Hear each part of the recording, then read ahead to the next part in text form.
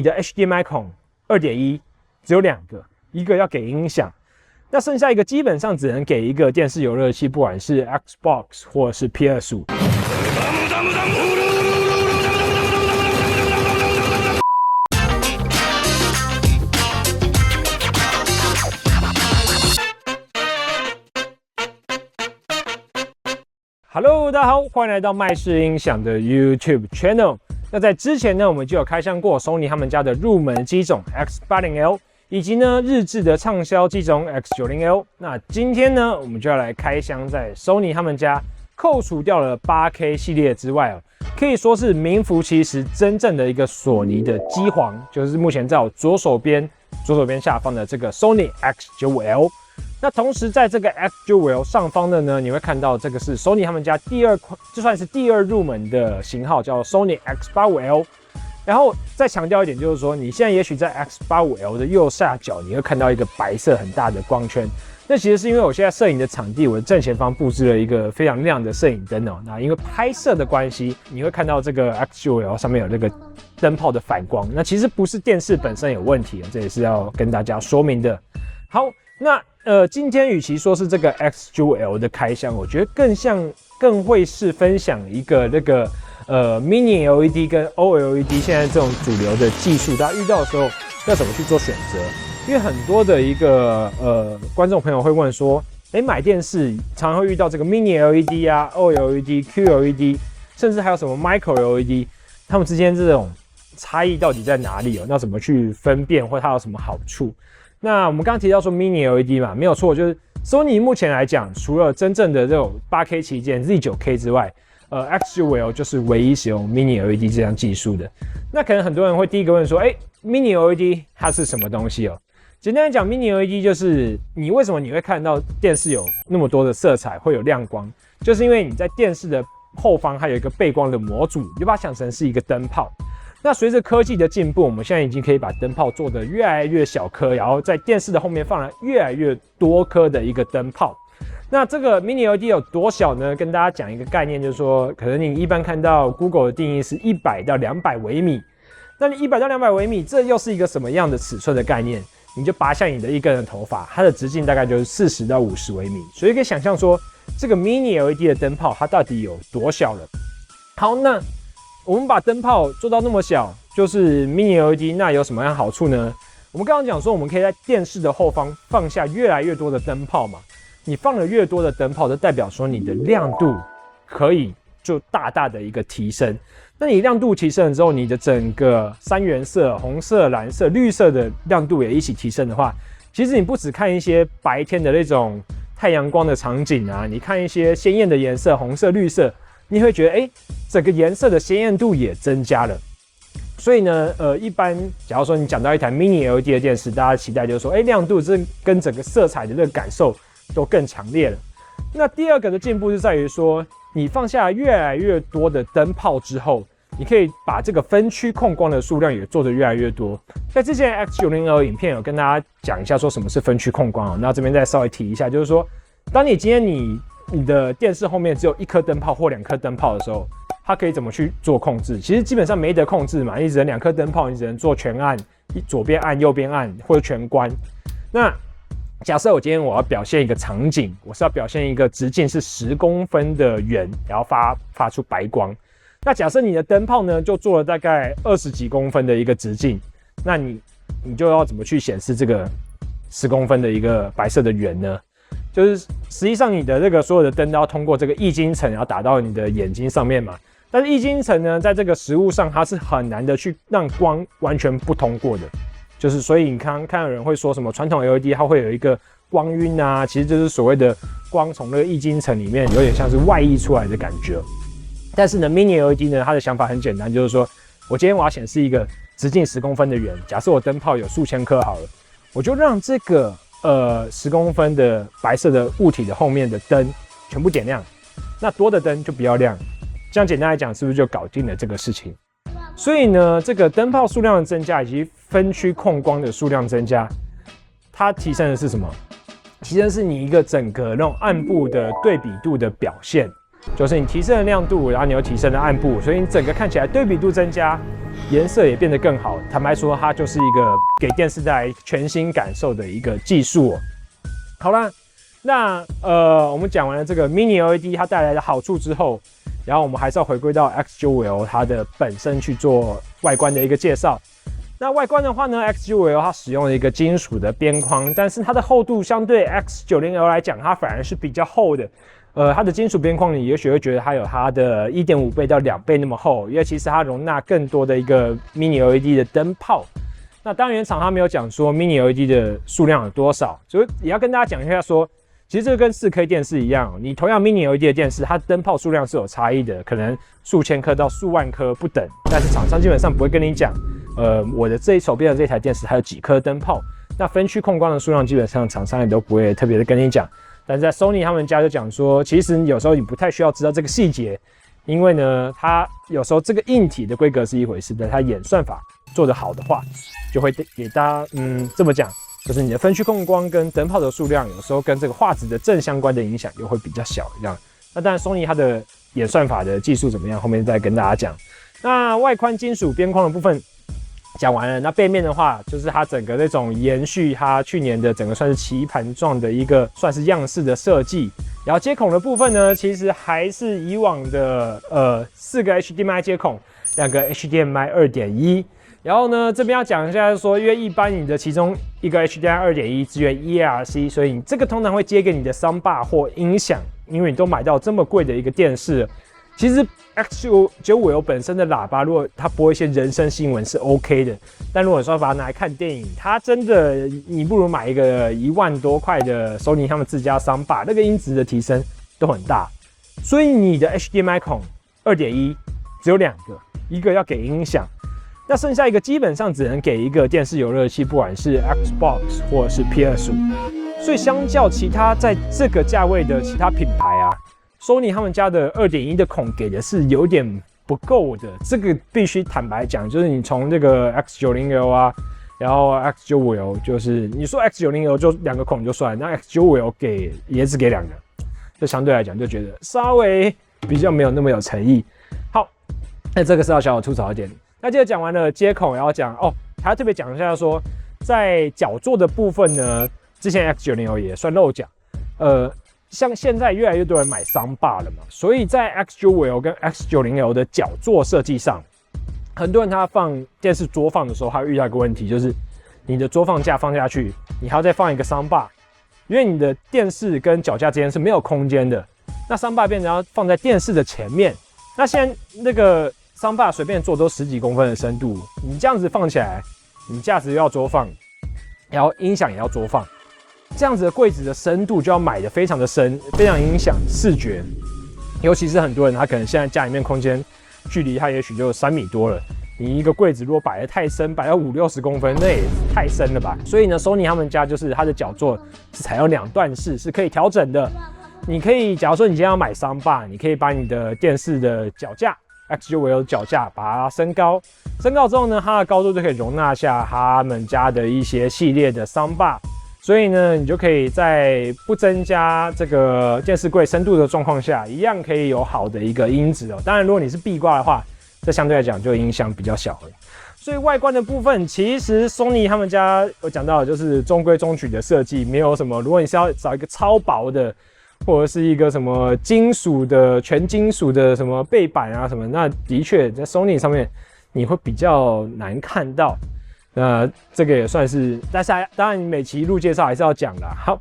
那讲了那么多，我觉得既然我们手边有这个 X95L， 以及呢，大家在看这部片的时候，应该我 A80L 还没有挂上，所以我就用我手边的这个 A80K 去年的 OLED 机种录几个相同的画面，让大家先体验一下。然后接着我们再分享一下，就是 Mini LED 跟这个 OLED 的观看的感觉，以及教大家怎么去做选择。好，那我们就来看一下画面吧。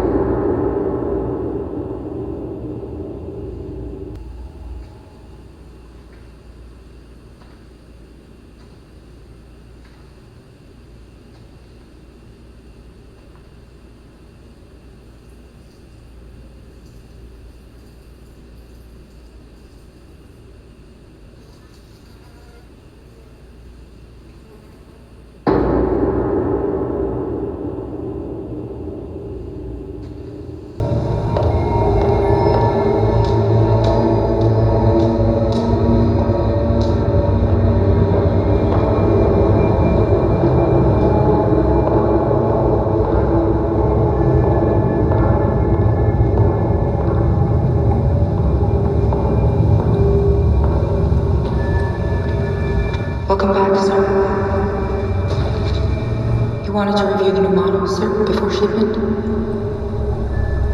An angel should never enter the kingdom of heaven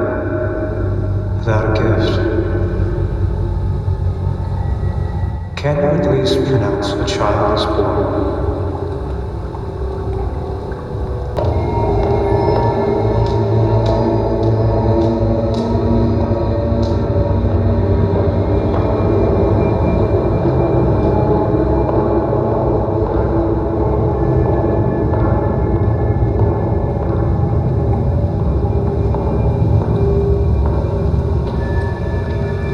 Welcome back, sir. You wanted to review the new model, sir, before shipment? An angel should never enter the kingdom of heaven without a gift. Can you at least pronounce a child is born?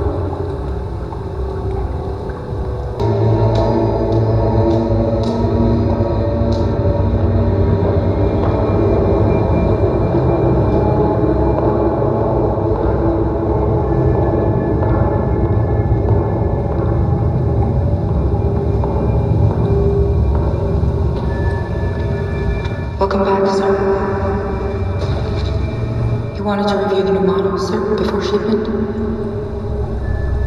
An angel should never enter the kingdom of heaven without a gift. Can you at least pronounce a child is born? 好，那看完了这个 X9L 的一些画面之后，我们再延续 X9L 它的一些特色规格去跟大家做说明哦。在演算法的部分呢，首先呢 ，Sony 因为 X9L 它是使用了这个 Mini LED 的背光模组嘛，所以它的整个亮度提升了。那亮度提升的时候，其实你在整个算法上就是需要更多的心力。像这个 X9L 它有用上同时跟他们家这个8K 系列 Z9K 同样这个 Master Drive 背光的一个算法的技术，就是说他们可以更好的去算说，你画面今天呈现一个很亮的画面的时候，或一个景色的画面的时候，那个灯光的亮暗的程度要怎么去做一个控制哦。那同时呢，在这个对比度的演算法上面，如果你看这个文宣，它会写说这个叫做 Contrast Booster 20，那在 X9L 上面当然就是用的比较入门的叫做 Contrast Booster 10，所以简单来讲，在背后这个 Mini LED 的分区的控光以及亮暗度的管理上，还有这个对比度的演算法上面，Sony说他们下了一番苦功的。那实际上呢，就是我会说这个感受也是非常明显的。为什么？因为像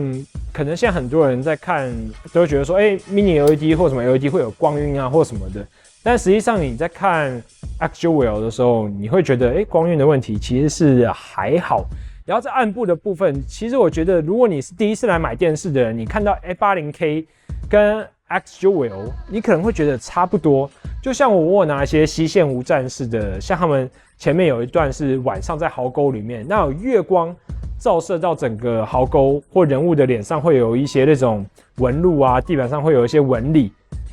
的确在某些极端的场合 ，A80K 会比那个 X9L 来的细腻一些，但我觉得在大部分的状况下，你只要不是太复杂的一个场景，你可能会觉得 X9L 跟这个 A80K 会是差不多的。但是呢，同时呢 ，X9L 亮度的提升，在一些逆光的场景，你反而觉得，我那种太阳光啊，或者一些鲜艳的颜色出来的时候，你反而觉得差异会比这个 A80K 来的就是显著。所以，当然总结后面再跟大家讲这样子。那接着我们讲完了，其实今年我觉得 X9L 或者是我觉得整个 X95 系列最重要的、最厉害的或感觉最深刻的，就是它的抗反光涂层。可能很多人会去就是电器的卖场，或者看很多品牌的电视，不管是各个品牌高阶的，用什么 Mini LED 啊，用 OLED 啊，有时候颜色真的很好看，亮度也真的很亮。但是你到展场看的时候，你会觉得有个问题，就是你在播放一些晚上的场景的时候，你会觉得电视的这个暗部的部分会有点反光，它这时候就会像镜子一样。像你看我身后目前是有太阳光照进来的嘛，你其实正常大家在使用电视的时候，很多时候假如说白天或是你室内的灯泡的采光是比较难控制的时候，你受到这个反光的影响便会比较严重。但是呢来到门市第一眼看到 X95L 或 X95系列的朋友们，第一眼会觉得说，奇怪，怎么这台电视的它的一个反光的影响好像比较少？那这个反光影响比较少，连带的你会觉得说，它的整个的暗部啊，它的整个的色彩啊，发射起来是感觉更纯粹的，暗部更干净，然后颜色也是更利落。所以虽然原厂它只有给它个名词叫做 XND Anti-Reflection， 听起来好像就只是这样，就没有什么厉害的。但是我必须要说，这个东西其实是我觉得在高阶电视里面就算是真的是最有感的一个东西，就抗反光。那当然 Sony 他们讲说 X95L 它有一个叫做超广视角的技术。那这个超广视角呢，又是什么东西呢？就是像我们之前有开箱那个 LG 的Flex 曲面萤幕嘛，就是如果你今天你在很近的地方，你就坐在电视的前面，然后你要看向整个40寸、50寸的大萤幕的时候，你会用很大的角度去看向电视。那这个时候呢，你这个超广视角就有用了。因为超广视角，它就说你不管今天你跟电视用哪个角度，你可能你跟电视的夹角30度啊、20度啊，你可能看到的颜色都会差不多。那这个东西在入门电视上面可能差异就会比较大。那实际的应用场景就是说，今天你假如说你在客厅看电视，那你现在有的人现在厨房是开放式厨房嘛，他到厨房去吃饭去做菜，那电视播，这个时候他看电视的颜色就觉得怎么变了？或是有人他的家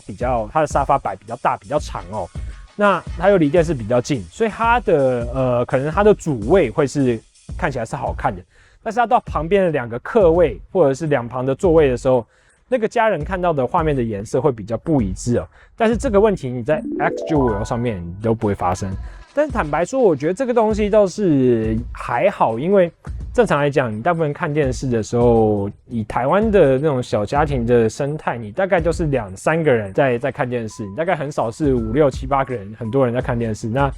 至于你说，就是你到开放式厨房去比较大的角度去看的时候，也许你在那个状态下，电视的一个颜色对你并不是，就是你能不能专心的看电视，这也是一个问题啦。所以简单讲，我觉得抗反光这个涂层是在 X95L 上面，我觉得是算是最显著的一个感受。好了，那讲完了它的一个，当然 Sony 这个 X95L 它搭载的芯片跟去年一样，都是 XR 的芯片，只是说它今年的算法全部升级。那在升频的演算法，它一样有着跟 X90L 一样的 Clear Image 的技术哦。当然它的背光啊，它的对比度的算法啊，这也是让它整个画面的提升的很大的一个因素。然后呢，在配件的部分呢 ，Sony 他们家其实有出一个叫做 Bravia Cam， 这个其实去年就出来了。很多观众朋友都好奇说，它有一项那个针对四周的光源去改变画质的这个功能，到底有什么样的差异哦？因为如果你在 Sony 他们自己本身的一个选项界面里面，你就看到一个光线感应器的，很多客人就问说，电视内建的光线感应器跟 Bravia Cam 的一个那个光线感应器的感受有什么不一样？那当然就有人会回答说，就是这个 Bravia Cam 的独立出来的比较贵比较好啊，感受做出来的修改比较强这样。那我觉得这种基本上就有回答跟没回答一样。所以这个 Bravia Cam 的效能到底怎么样？就是我觉得独立一起帮大家做个开箱啦，这样子。那简单来讲，就 Sony 他们有做一些配件，那也是针对这个画质的部分会有改善。那至于说什么小朋友靠近会把电视画面中断啊，然后侦测人的声音在哪里去做一个声音的播放啊，我觉得这对大家来讲，也许不是去购买一个这个配件的最大的动力啊，就最大的动力还是想看到画质的一个提升哦。好，那我觉得讲了那么多，就是接着就要来一个总结啦。就很多人常常会说，我在这个价位带，其实以今年的 X95L 跟 A80L 他们的价位带是相近的。那很多的客人就会说，那如果遇到这2台，就是或者是遇到 OLED 跟 Mini LED， 要怎么样去做一个选择呢？那首先我要讲的说 ，Sony 它的 Mini LED 的机型，它在亮度上，我觉得它的调整并不是很激进的，相对某些厂商他们会有着很高的亮度。然后色彩会变得更加的鲜艳，但同时在光晕或者一些显示的，假如遇到一些动态的场景，有时候会有点翻车。像《西线无战事》里面，它在壕沟晚上的场景里面，有一段是一个照明弹，然后在天空中燃烧不完全，然后同时它的那个照明弹还会有一丝的绿光线条。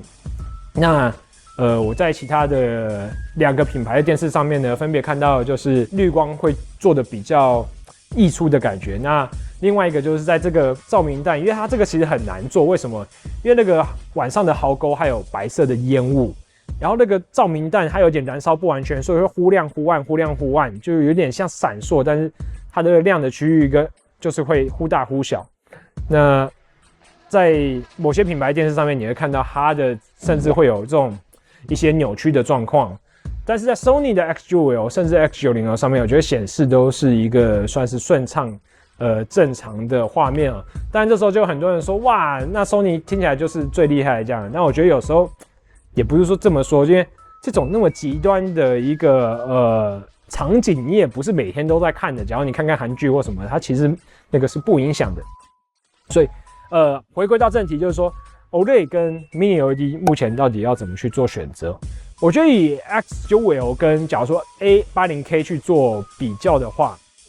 当然这比较也许不太准，应该拿今年的机种做比较。但是就像我刚刚讲的暗部的表现，我觉得其实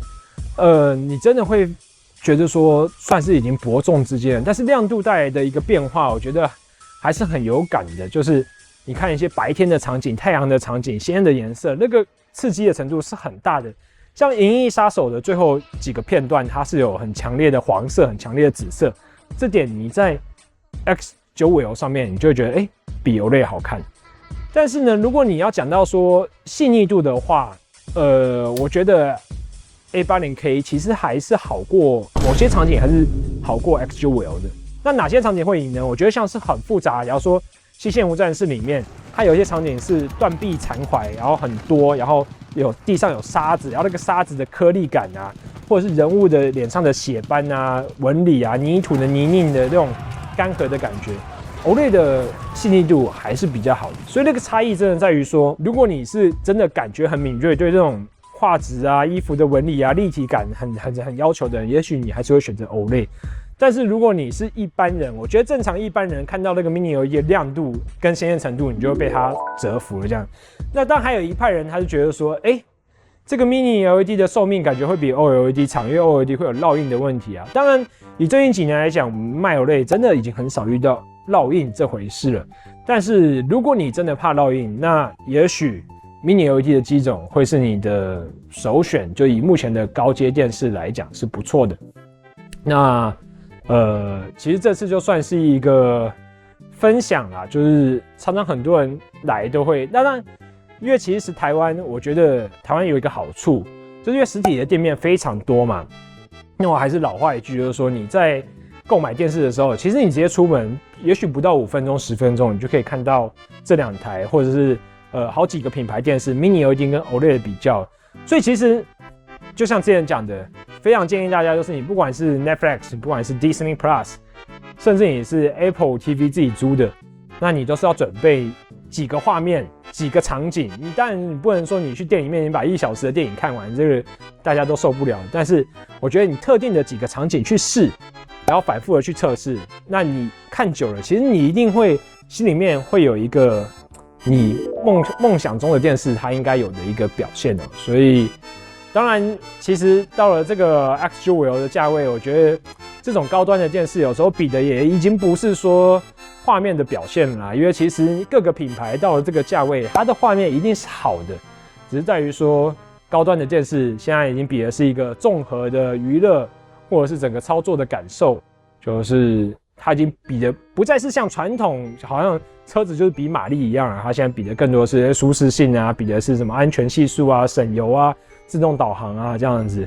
所以呢，就是还是建议大家说，如果有兴趣，可以假日呢或有空的时候到我们麦斯音响直接来看一下 Sony 他们今年整个年度，包含他们的 OLED， 包含他们的这个 Mini LED 的 X95L， 或者是来跟假如说三星或 LG 的一些高端机种去做一个比较。那我是 Alan， 这次的节目就到这边。那有任何想听的、想看的，都可以在我们 YouTube 的留言区底下留言哦。那这次的节目就到这边啦，我们下次见，拜拜。